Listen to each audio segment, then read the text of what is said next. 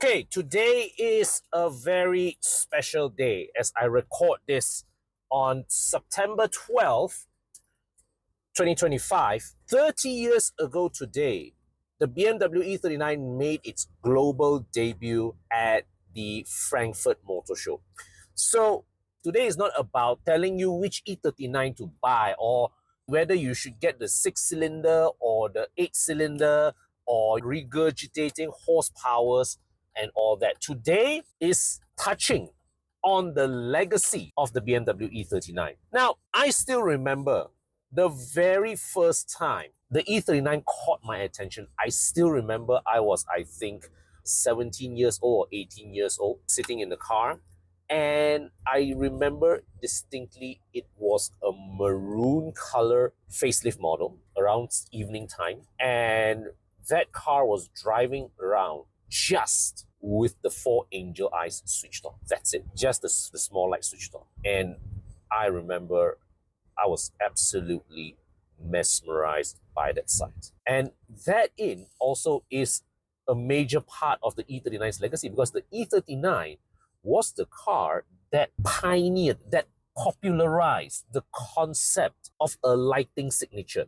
You see, the thing is, automotive lighting, right? In a car's design, the headlights are the eyes of your car. But before the E39 came along, what defines the front look of the car is the shape of the headlight, and everything inside is just one homogeneous blob of light. But the E39 showed that you can design it to light up in a specific, distinct way. And that trend, that touch continues today and has been adapted by countless other car makers, from luxury brands even right down to everyday mainstream brands. All these cars now have their own distinct lighting signature, and it started with the E39. Now, there's a lot of people debating about the transition between the E39 to the E60, where the E39 was always the conservative, the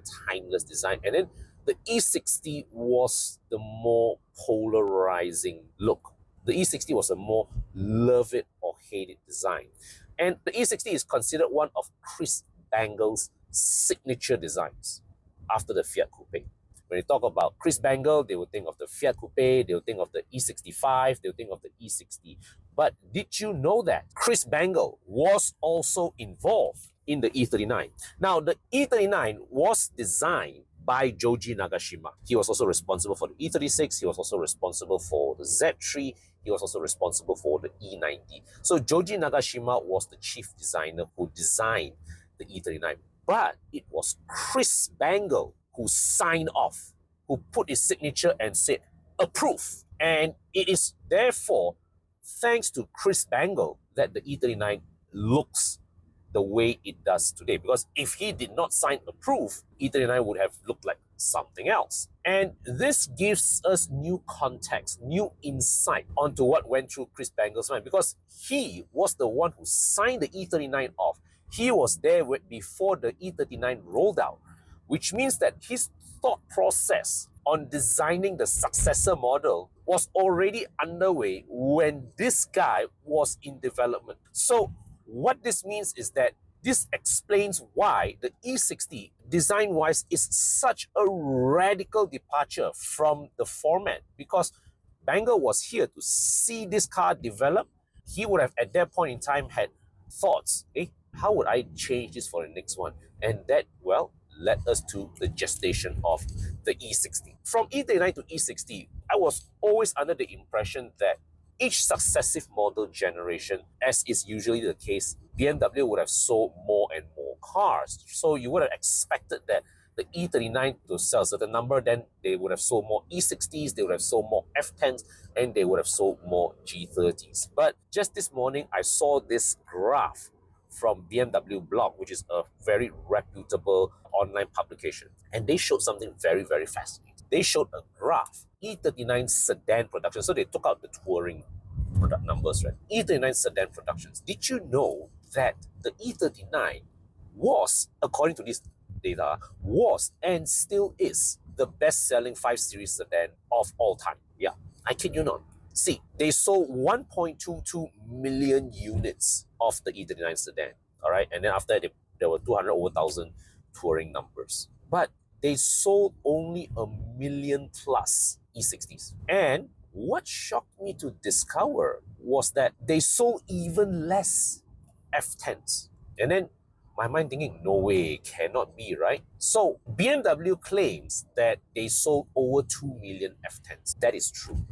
But that number counts the touring, that number counts the 5 Series GT, and that number also counts the long wheelbase models. So they sold about just over 1 million F10s, the standard wheelbase, and then they sold another 900,000 long wheelbase versions in China. Okay, and what was even more interesting for me to see was that downtrend of the standard wheelbase 5 Series sedan globally actually declined even further with the G30. G30 global production for the sedan model was 820,000 units, whereas the touring was about 200 plus thousand units. They sold over 900,000 long wheelbase models in China, right? So it's basically, if you look at the totality, BMW, every generation, they sold more and more 5 Series. The E60, that one confirmed drop, even if you add the long wheelbase models, right?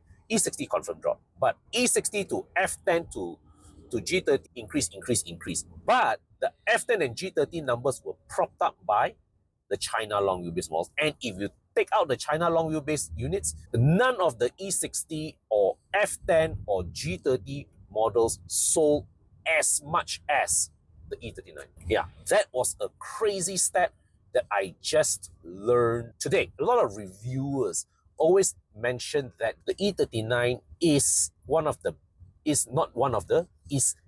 best handling 5 Series, period. My personal opinion is I think they came close with the G30. The G30, in my opinion, is perhaps one of the best modern BMWs over the last 10 years.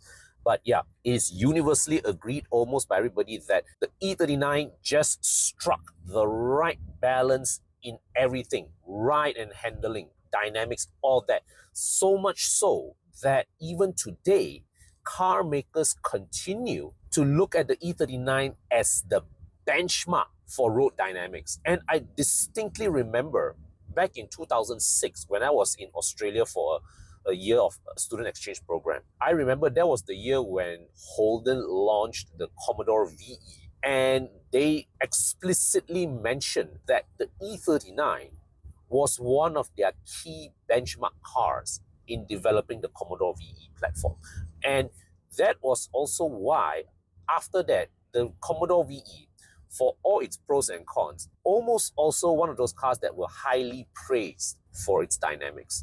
And even today, many car makers continue to use the E39 as a dynamic benchmark in their development. So the thing is, in that sense, the E39 not only influenced a lot of car design, it also continues today to set benchmarks for vehicle dynamics. And fact of the matter is, even after 7 years of owning this car, I have not grown tired of driving it. And I would say that, and I have the privilege of driving some really nice cars over the years, right? And fact of the matter is, every time when I come back onto this driver's seat, it feels like I've come home. It feels like I am back in a space that truly brings out the best in me. It's just amazing at how well BMW just seem to nail every aspect of this car, because it looks good.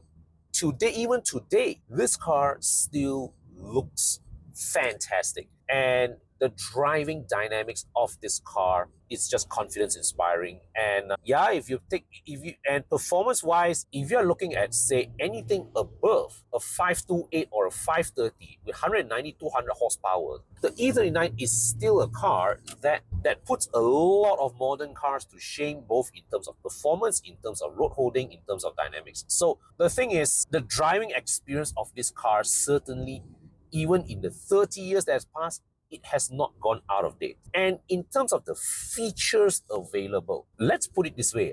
If you are somebody who is accustomed to some of the more modern features of cars, Apple CarPlay or Android Auto and all these things, right? It doesn't take a lot of money to modernize an E39 to a point where the driving experience matches up to a modern car. And what is amazing is that all these enhancements can be done on a plug-and-play basis. Let me give an example. There are experts right now who can do full LED conversion of the headlights and still keep it looking stock. You can do reverse camera integration. And there are aftermarket solutions whereby you can change the factory head unit into a touchscreen, whether it's fully modern looking or something with a bit more retro look. It's plug and play installation. It means you don't have to cut wires. You can do it yourself. And you have people providing accessories like what I have right now is I have a built-in USB-C charger complete with a voltmeter reading. Okay, and you can enhance it with cup holders and all that. What's really amazing is that for a 30-year-old platform, it takes very, very little and almost plug-and-play basis to modernize an E39 to a point whereby the driving experience is comparable to a modern car. If you go back just one generation earlier to an E34, you can't do it because a touchscreen in an E34 would just look so out of place, right? But in an E39, you can put touchscreen, you can put reverse camera integration, all this, and the car will look and feel modern. You can do that with an E60 too, but E60's electronic architecture is a bit more complex. So plug and play solutions, not so easy to do. A bit more opening and connecting and programming on it, but E39, it's piece of cake. For me, I'm a really proud owner of this car. I've said this before and I'll say this again. There will always be a place for an E39 in my car porch. Do share with me your thoughts in the comment section below.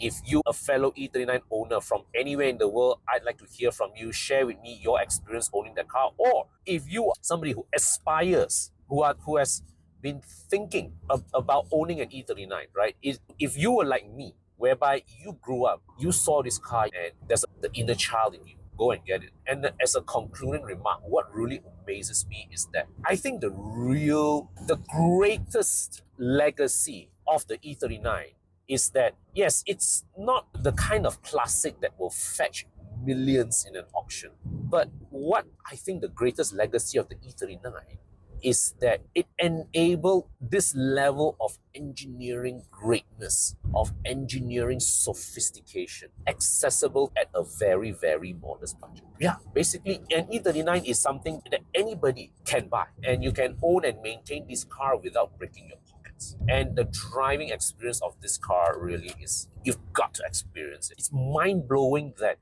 this kind of driving experience that the E39 provides is accessible at the prices that they are today. Okay, so yeah, man, I would say definitely all the engineers at BMW who worked on this car, to Nagashima-san who penned this car, thank you all.